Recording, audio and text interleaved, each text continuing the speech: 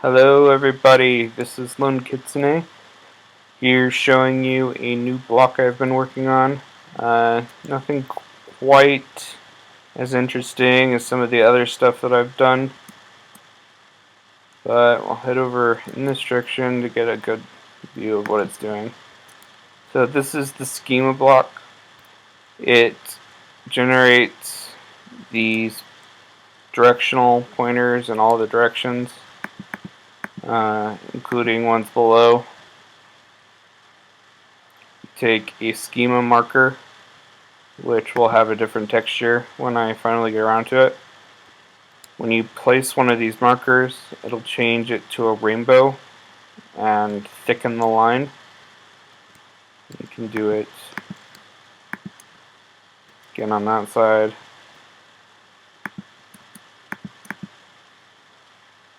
And once more here.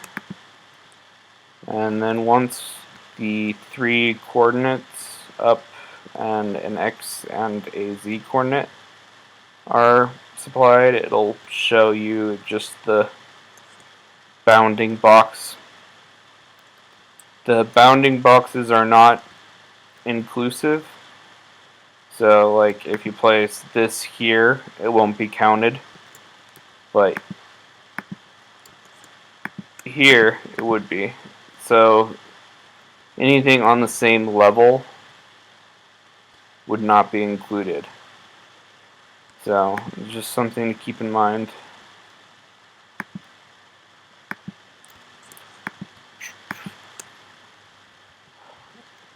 All of these blocks need a center axis as well. So you take it from this block this direction, and that'll create a line, and then also in this direction we'll create a line. Where they intersect is the center point of what you want to build.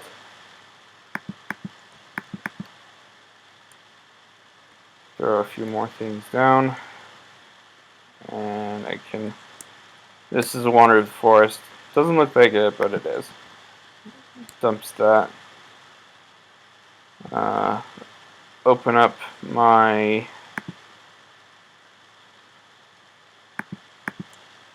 editor here.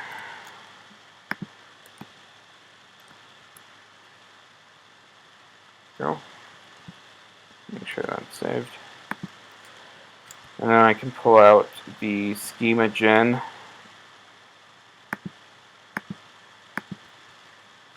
Also awful at names.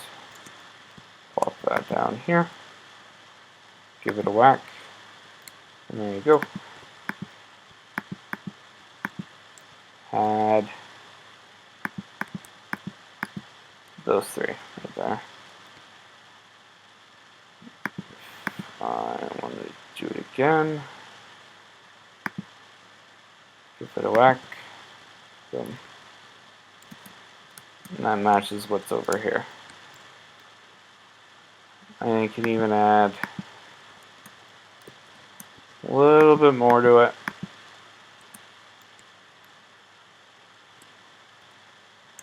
Whack it with this guy.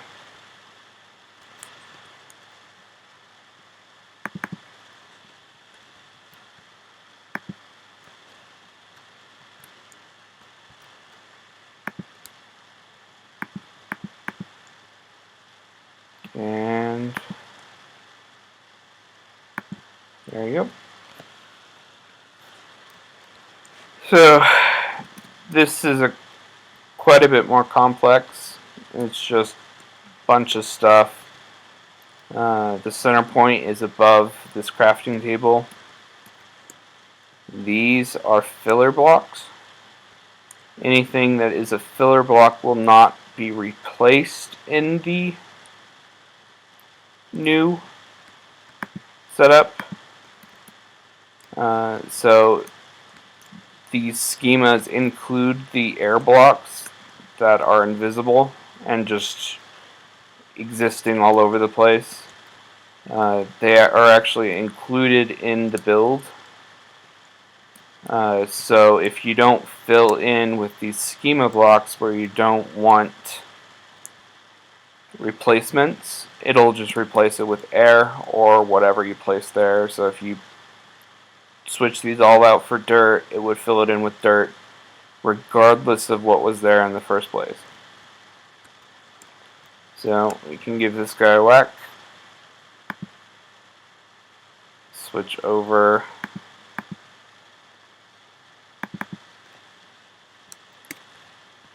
Copy that over to the file I'm using. Plop down one of the generators and give it a whack. And there you go. All the blocks that were this filler block are the grass or whatever else was there in the first place. And you can see that these chests are all placed, although they seem to have flipped, which is unpleasant. But then you can go down. The center block was there originally, which is why you get that. And for something a little bit more complex, you can go over here, find where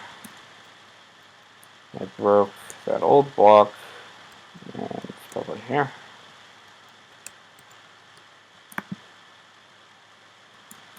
And that's not the schema block.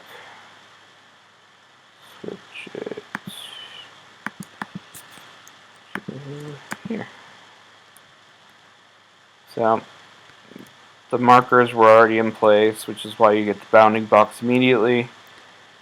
These center markers are, I think, one too high. Pull out. So the center markers don't quite reset themselves properly. So let's break that. Reset the center mark here.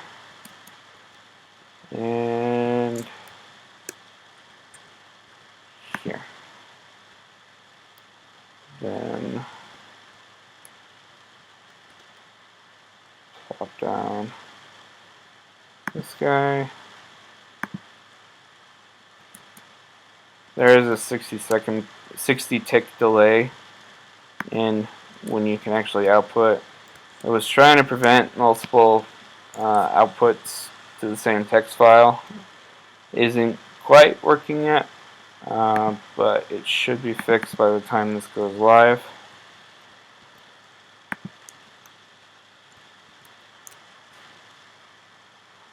So these schemas all dump to your Minecraft folder. Under dumps, it's the same place that NEI dumps its data when you ask it. There'll be a new config folder for schemas. You can do 0 through 15, so all of the Minecraft colors. That will come into play a little bit later when I can get around to doing something a bit more complex with these. Let's find a good size empty spot. Slap that down and bang. So it gets the crafting tables, the chests, bed. Unfortunately, it doesn't keep the flour that's in the flower pot. If I swing over to the template house, you can see everything's still there. If I can, but it's the blue orchids that are there.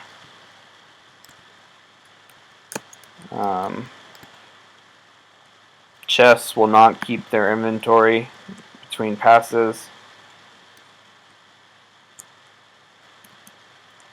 And you can see that I've pretty much cloned this house quite a few times. This was a bad mistake with the first time I generated. I got the plus and minus sign wrong. Gave me some grief. Here's where it was still generating the dirt, which is why I added these guys. These two are fairly good. But anyway, these schemas can also be used to do multi-block tests. It gives you a format that's okay for multi-blocks. Gives you a decent output of the data. It gives you it in this JSON format. It's pretty easy to understand what's going on. So it gives you the block ID,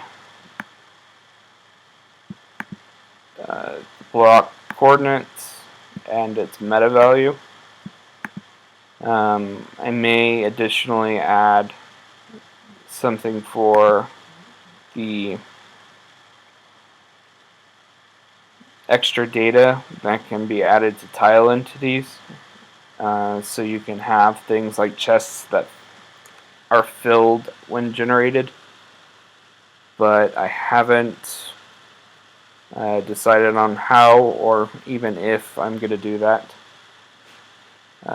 But tell me what you guys think.